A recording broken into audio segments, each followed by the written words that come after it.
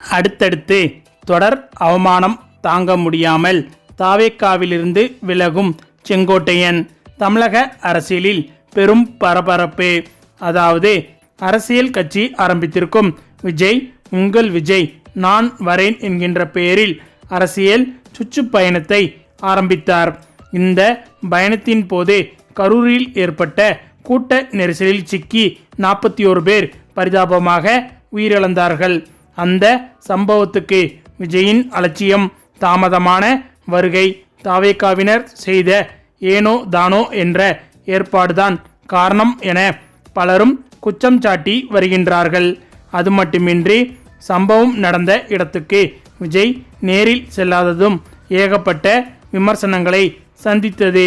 மேலும் பாதிக்கப்பட்டவர்களை மாமல்லபுரத்திற்கு நேரில் வரவழைத்து ஆறுதல் சொன்னதும் பெரிய கண்டனத்தை பெற்றுக் கொடுத்தது. துக்கம் நடந்த வீட்டிற்கு நேரில் சென்றுதான் ஆறுதல் சொல்ல வேண்டுமே தவிர நிதி உதவி, பொருள் உதவி அளிப்பது போல் நேரில் வரவழைத்து துக்கம் விசாரிப்பது மனித நேயமே கிடையாது. இப்படிப்பட்ட ஐடியாவை எல்லாம் விஜய்க்கு யார்தான் கொடுக்கிறார்கள்? இப்பொழுதே இப்படி என்றால் ஆட்சிக்கு வந்தால் இன்னும் என்னென்னலாம் செய்வாரோ என்று ஏகப்பட்ட விமர்சனங்கள் அவர் மீது எழத் தொடங்கி இருக்கிறது. கரூர் பிரச்சனை பெரிய அதிர்வலைகளை ஏற்படுத்தியது. இந்த விவகாரம் தொடர்பாக சிபிஐ விசாரணையும் நடைபெற்று வருகிறது. இந்த நிலையில் இனிமேல் விஜயின் கூட்டங்களில் இதுபோன்ற அசம்பாவிதங்கள் நடக்காது என்றுதான் அனைவருமே எதிர்பார்த்தார்கள். அந்த நம்பிக்கையோடுதான் சேலத்தில் விஜய் நடத்திய கூட்டத்தில் பலரும் பங்கேற்றார்கள். கொளுத்தும் வேலையும் பொருட்படுத்தாமல் விஜயின் 20 நிமிட பேச்சை கேட்டார்கள். ஆனால் கூட்டத்தில் பங்கேற்றவர்களுக்கு முறையான அடிப்படை வசதியை இந்த முறையும் தாவேக்காவினர் செய்யவில்லை. கிட்டத்தட்ட 3 மணி நேரத்திற்கும் மேலாக வெயிலில் நின்றதன் காரணமாக மயங்கி விழுந்து சூரஜ் என்ற இளைஞர் உயிரிழந்தார். இது மிகப்பெரிய சோகத்தை ஏற்படுத்தியது. இந்த அதிர்ச்சி அடங்குவதற்குள் இன்னொரு தகவலும் வெளியாக ஆரம்பித்திருக்கிறது. அதாவது சூரஜ் மட்டுமின்றி சேலம் கூட்டத்தில் இன்னொருவர் உயிரிழந்து விட்டதாக தகவல்கள் வெளிவர அது மேற்கொண்டு பரபரப்பை ஏற்படுத்தியது. தாவேக்காவினர் கூட்டத்திற்கான அடிப்படை வசதிகளை துளி கூட செய்யாததுதான் இந்த உயிரிழப்புக்கு காரணம் என பலரும் கூற ஆரம்பித்தார்கள். மேலும் விஜயின் கூட்டங்கள் வர வர பிணக்கிடங்குகளாக மாறத் தொடங்கிவிட்டதாகவும் விமர்சனங்கள் எழத் தொடங்கி இருக்கிறது. ஆனால் இதையெல்லாம் விட்டுவிட்டு அவர் வழக்கம்போல் எதை பற்றியும் கவலைப்படாமல் தான் இருந்து கொண்டிருக்கிறார். மேலும் விஜய் கட்சி ஆரம்பிப்பதற்கு முன்பே பலர் விஜய் மக்கள் இயக்கத்தில் கை காசை போட்டு நிறைய நலத்திட்ட உதவிகளை செய்து இருக்கின்றனர். ஆனால் அவர்களுக்கெல்லாம் உரிய பதவியோ மரியாதையோ கிடைக்கவில்லை என்பதால் பலர் அதிருப்தியில் இருந்து வருகிறார்கள். இந்த நிலையில் தாவேக்கா சார்பில் விருப்ப மனு விநியோகம் செய்யப்பட்டு வந்தது. தேர்தல் அறிக்கை தயாரிப்பு குழு அமைக்கப்பட்டது. இந்த நிலையில் கடந்த 10ஆம் தேதி மாவட்ட செயலாளர் கூட்டம் புசி ஆனந்தின் தலைமையில் நடந்தது. அப்போது சில மாவட்டங்களின் பெயர்களை குறிப்பிட்டு அங்கெல்லாம் மாவட்ட செயலாளர்களுக்கு சீட் கிடைக்கவில்லை என்றால் அங்கு நிறுத்தப்படும் வேட்பாளரை தளபதி விஜயாக கருதி அந்த வேட்பாளரின் வெற்றிக்காக உழைக்க வேண்டும் என்று கூறினாராம். இது பலருக்கும் அதிர்ச்சியை ஏற்படுத்தியது. கட்சி தொடங்கும் முன்பே பல்வேறு நலத்திட்டங்களை செய்து விஜய்க்காகவே உழைத்து கொண்டிருக்கும் தங்களுக்கு சீட் இல்லை என்பதால் அவர்கள் தாவேக்காவிலிருந்து விலக முடிவெடுத்துள்ளனராம். மாவட்ட நிர்வாகிகள் அப்படியே கூண்டோடு விலகி திமுகவில் இணைய முடிவெடுத்திருப்பதாக தகவல்கள் வெளிவந்துள்ளது. இது விஜயின் காதுகளுக்கு சென்றதால் அவர் பெரும் அதிர்ச்சியடைந்ததாகவும் சொல்லப்படுகிறது.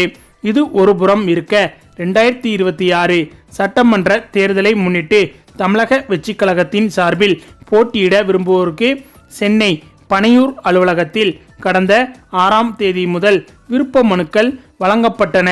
முதல் நாளிலேயே மனுக்கள் அதிக அளவில் விச்சித்திருந்ததாக கட்சி தரப்பில் கூறப்பட்டது. மனு பெற வந்தோர் எண்ணிக்கை அதிகமாக இருந்ததால் அலுவலகத்தில் கூட்ட நெரிசல் ஏற்பட்டது. இதனை அடுத்து நேரில் வராமல் ஆன்லைன் முறையிலும் மனு பெறலாம் என கட்சி அறிவித்தது. பொதுவாக அரசியல் கட்சிகளில் போட்டியிட விரும்பும் உறுப்பினர்களுக்கே விருப்ப மனு வழங்குவது வழக்கம். மேலும் விருப்ப மனு கட்டணம் கொஞ்சம் அதிகமாகவே நிர்ணயிக்கப்படும்.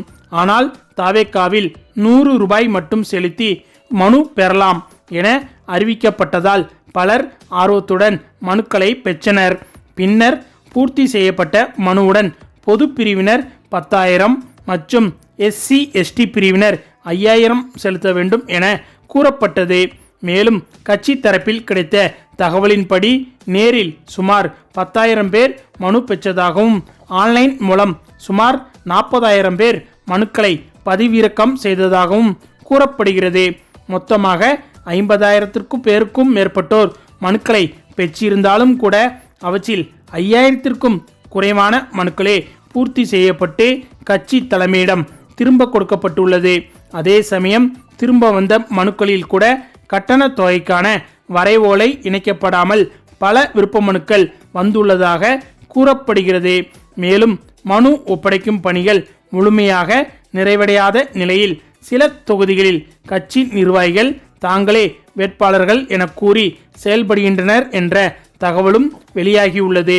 இது குறித்து கட்சி தலைமையிலிருந்து எந்த தெளிவான விளக்கமும் இதுவரை வெளியாகவில்லை என்றும் கூறப்படுகிறது. இந்த நிலையில் விருப்ப மனு சமர்ப்பிக்கும் கால அவகாசம் 20ஆம் தேதி வரை நீட்டிக்கப்பட்டுள்ளது. மனு வாங்கிய நிர்வாகிகள் மற்றும் விருப்பமுள்ளவர்கள் மனுக்களை உடனடியாக பூர்த்தி செய்து அனுப்ப வேண்டும் என மாவட்ட நிர்வாகிகளுக்கு கட்சி தலைமையிலிருந்து அறிவுறுத்தப்பட்டுள்ளதாக கூறப்படுகிறது. கட்சி சார்பில் அதிக எண்ணிக்கையில் மனுக்கள் வழங்கப்பட்டிருந்தாலும் அவை திரும்பி வராதது கட்சியில் சிக்கலை ஏற்படுத்தியுள்ளதாக தகவல்கள் தெரிவிக்கின்றன. விஜய்க்கு வரும் கூட்டம் ஓட்டாக மாறும் என்ற விமர்சனம் முன்வைக்கப்பட்டிருக்கும் நிலையில் 40,000 ஆன்லைன் விண்ணப்பங்களும் 10,000 ஆஃப்லைன் விண்ணப்பங்களும் பெறப்பட்டாலும் அவற்றில் 5,000 கூட திரும்ப வராதது விஜயின் கவனத்திற்கு சென்றதாக சொல்லப்படுகிறது. இதனால் கடும் கோபமடைந்த விஜய் மாநில நிர்வாகிகளை கடுமையாக கடிந்து கொண்டதோடு மாவட்ட செயலாளர்களிடம் சொல்லி மனுக்கள் பெற்றவர்களை திரும்ப ஒப்படைக்குமாறு அறிவுறுத்தியதாக சொல்லப்படுகிறது. இந்த நிலையில் இந்த பொறுப்பு எல்லாம் செங்கோட்டையனிடம் பாதி இருந்ததாகவும் இது தொடர்பாக செங்கோட்டையன் அவர்களை அழைத்து விஜய் மிகவும் கோபமாக நடந்து கொண்டதாகவும் சொல்லப்படுகிறது. ஏற்கனவே செங்கோட்டையன் அவர்களுடன் தாவேக்காவில் இணைந்தவர்களுக்கு கட்சியில் எந்த மரியாதையும் இல்லை. ஒரு மூத்த அரசியல் அனுபவசாலியிடம் இப்படியா கோபப்படுவது என்று பலரும் கூறி வருகின்றனர். மற்றவர்கள் செய்த தவறுக்கு இவர் என்ன செய்வார் என்று பலரும் செங்கோட்டையனுக்கு ஆதரவு தெரிவிக்கின்றனர். மேலும் செங்கோட்டையனின் ஆதரவாளர்களும் இதற்காகத்தான் சொன்னோம், நாம் திமுகவில் இணைவோம் என்று கேட்டீர்களா என்று செங்கோட்டையன் அவர்களின் ஆதரவாளர்கள் புலம்பி வருவதாகவும் சொல்லப்படுகிறது. இந்த நிலையில் செங்கோட்டையனோ தற்போது தன்னுடைய ஆதரவாளர்கள் கூறியபடி இந்த கட்சியிலிருந்து விலகிவிடலாமா என்ற எண்ணத்தில் இருப்பதாகவும் தகவல்கள் வெளிவந்துள்ளது. இது தொடர்பாக திமுக தலைமையிடம் பேச்சுவார்த்தை நடத்தி வருவதாகவும் தேமுதிகவை தொடர்ந்து செங்கோட்டையன் தன்னுடைய ஆதரவாளர்களுடன் திமுகவில் இணைந்து விடுவார் என்று பலரும் கூறி வருகின்றனர். ஓகே ஃப்ரெண்ட்ஸ், நாளுக்கு நாள் பலமாகி கொண்டே போகும் திமுக கூட்டணியை பற்றி உங்களுடைய கருத்துக்களையும் மறக்காமல் கமெண்ட்ல சொல்லுங்க. மேலும் இந்த வீடியோ பிடிச்சிருந்தா லைக் பண்ணுங்க, ஷேர் பண்ணுங்க, நம்ம சேனலை மறக்காம சப்ஸ்கிரைப் பண்ணுங்க. தேங்க்ஸ் ஃபார் வாட்சிங்.